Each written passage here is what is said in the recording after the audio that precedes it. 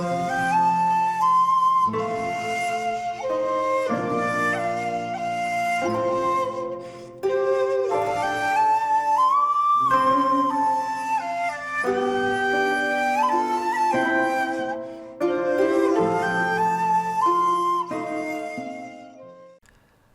there, this is Solitary Ronin from Solitary Ronin Films, and welcome to another random review.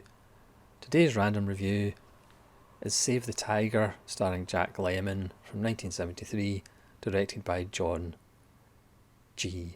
Avildsen, who's more famous for Rocky and the Karate Kid trilogy.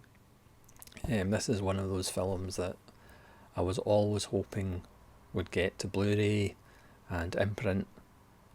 Have finally released it as a Paramount, so who knows, Paramount might actually release them, as they are actually releasing some films now on Blu-ray.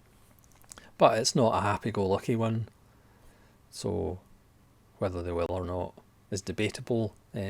All imprints are multi-region, so you don't have to worry about which region it is. There's the alternate artwork. This is a really nice release. There's a commentary by Avildsen and producer-writer Steve Shagan. There's an audio commentary by Daniel Kramer from 2022. There's an Ammo for Shooting Clouds, John G. Avildsen Before Rocky, which is a wonderful video essay by Daniel Kramer from 2022, which shows a lot of footage from Avildsen's early kind of, it's like counterculture films, but looking at the underbelly of America in the late 60s, early 70s. There's an interview with Troma boss Lloyd Kaufman, who was friends with Avildsen, first met him in 1969, which is a kind of fascinating little interview. And It's All Just Good Acting, which is an interview with actress Laurie Heineman from 2022. And there's a vintage interview, a short vintage interview with Jack Lemmon from 1973, which unfortunately most of it is a discussion about who's been nominated for the Oscars that year, and less about Save the Tiger. But there's a little bit about Save the Tiger, but it's perhaps a little bit of a shame there's not a fuller interview with Jack Lemmon. So as I say, this is one of those films that I've been looking for on Blu-ray for decades, and it's fantastic that it's now on Blu-ray. I mean, visually it has that 70s look. It's not as if it has amazing cinematography or anything, or compositions. It has that gritty 70s look that obviously is similar to the look in Rocky 3 years later. Now I do have a theory that is my own theory, and obviously nobody concurs, but I'm going to go with it anyway, because I see Save the Tiger as the first part of a trilogy, which leads to a quadrilogy for Lemmon. So you have Save the Tiger in 1973, you have The China Syndrome in 1979, you have Missing in 1982, and for me, if you take three of those characters that Lemmon plays, homogenise them, put them in a food blender and chop them up, you end up with Shelley the Machine Levine from Glengarry Glen Ross in 1992, but that's just my own personal belief. So I do kind of view Save the Tiger as part one of the Jack Lemmon American Nightmare trilogy, which is obviously completely unofficial and just in my mind. So what's Save the Tiger about? Bizarrely, it's not about saving tigers, even though there's a brief mention about a campaign for saving tigers.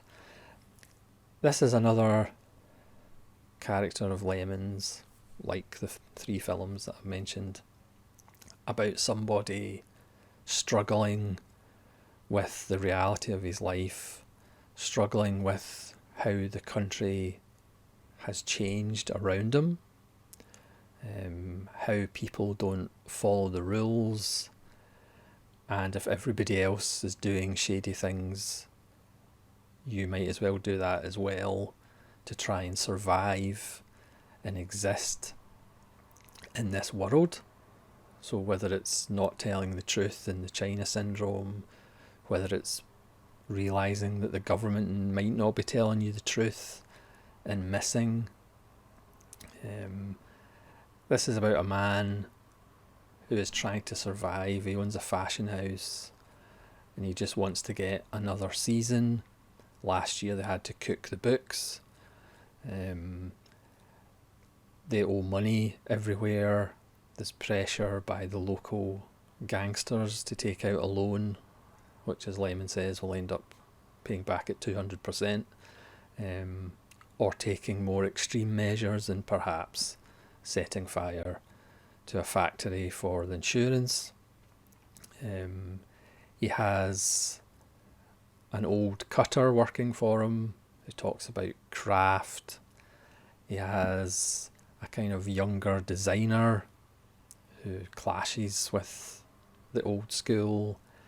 He has a kind of devoted assistant played by the wonderful Jack Guilford, who's still trying to keep his morals.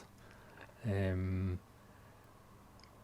it's essentially a film about somebody having a mental breakdown. I mean, we're introduced to the character in bed, waking up from a nightmare, and we have a very slow process of him getting up. It's funny, I recently did a random review of North Dallas 40, which starts with Nick Nolte waking up, blood on his pillow, as he slowly creaks up and goes for a bath. And Jack Lemmon in this is a similar kind of waddling to the shower to wake up, putting on the television to more bad news. The only things that kind of keep him going are the past and simple things like jazz and baseball, but even now he says the baseball is just not the way it used to be. And you could argue here's as a character who needs to adapt to the times. Very much like the country was obviously changing. You could say for better or worse, but it was changing. And here's a man that has almost given up the way the world is going. He doesn't want to be part of it, but he has to survive, to keep his head above water.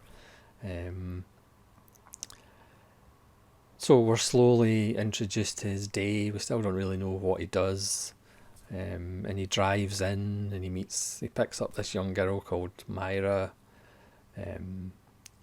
who's played by Laurie Henneman, who gives an interview on the extras, as I mentioned. And she just drifts and hitchhikes all day, meeting people. She asks Jack Lemmon if they want to ball, if Jack Lemmon wants to ball her. And again, he's like, no talk, no, it's just, do you want to have sex, pretty much, which he declines. And he goes to the factory and he's immediately assailed by people complaining at him. And again, this idea that to survive we have to do desperate things. Everybody else is doing these kind of things. They're introduced to the guy who'll arrange for the arson, and he talks about how many of these fires he's made this year. So again, you get the impression that everybody is struggling, everybody is trying to survive. Added to this, Jack Lemmon essentially still has PTSD about the Second World War, going to Europe and going to a place that, as he said, was covered in blood, and the blood seeped into the sand, whereas now there's just people lying in bikinis on top of that same sand where he saw so many of his friends butchered and killed. So he has this PTSD going on. There's a wonderful scene where he gives a speech at the opening of his show, but instead of the buyers, he sees dead soldiers, which is an interesting thing in the interview that is on the disc. Lemmon says that's the one scene of his that he just can't watch because it's just too painful. So he has a lot of things going on. There's also one of the sellers that come into town that expects Lemmon to essentially act as a pimp and get him a woman, and that'll like sweeten the deal, that he's going to buy lots of Lemmon's clothes.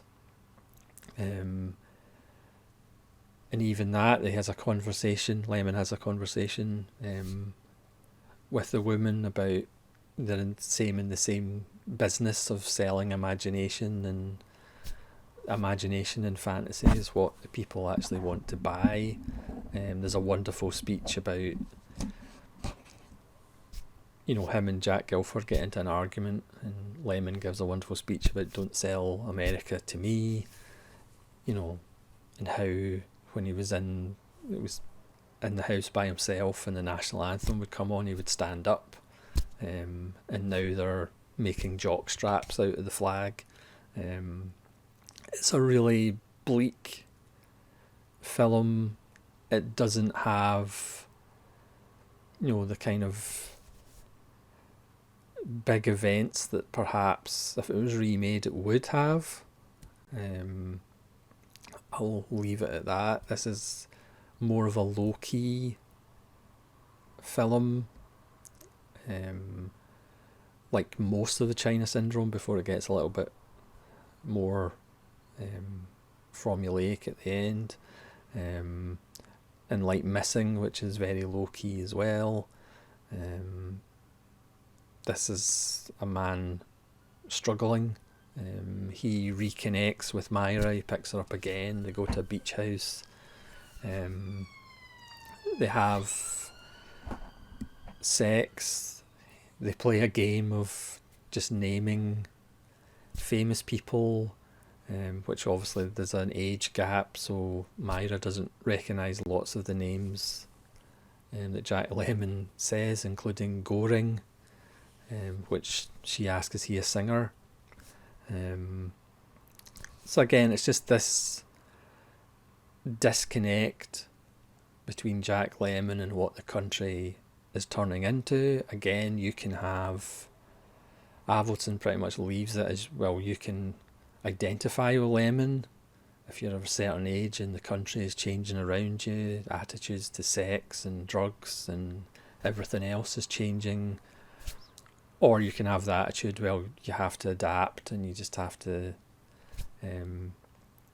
change yourself. I mean, the closing scenes of the film is Lemmon at a little league baseball game or whatever, and what that represents to him. It's a beautiful little film. It's one of my favourite Jack Lemmon performances. And again, for me, it does kind of, it's the start of that imaginary trilogy in my mind, between China Syndrome and Missing. And again, if you roll up these three characters in those films, I think you end up with Shelley the Machine Levine. Because it's Lemmon,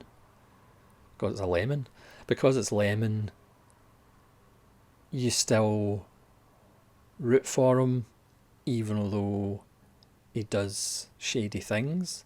So even though Shelley the Machine Levine and Glengarry Glen Ross is not a very nice person, you still feel sorry for him at the end, you still feel empathy for him at the end, partly because it's Jack Lemmon. Yes, he has that everyman quality. He doesn't have as many of the kind of Lemmon tics that Jack Lemmon sometimes has, obviously more so in his comedies where he used to be more physical and like to use a prop and things like that. This is a much more of an empty performance, a hollow performance of a man who is struggling with his past and also struggling with the present, and also struggling because there's probably not much of a future. It's a classic, it's another classic 70s film. You know, they would never make this in the 80s. The 80s were a bit more hopeful, whereas the 70s were just so wonderfully bleak, and Save the Tiger is no exception. It's just a wonderful film, one of my personal favourites, certainly one of my favourite Lemmon performances. So that's Save the Tiger. Please let me know in the comments if you'd seen Save the Tiger and what you think of it, and what is your favourite Jack Lemmon performance in his more serious films. And hopefully you'll join me again for more random reviews. This is Solitary Ronin from Solitary Ronin Films, saying farewell.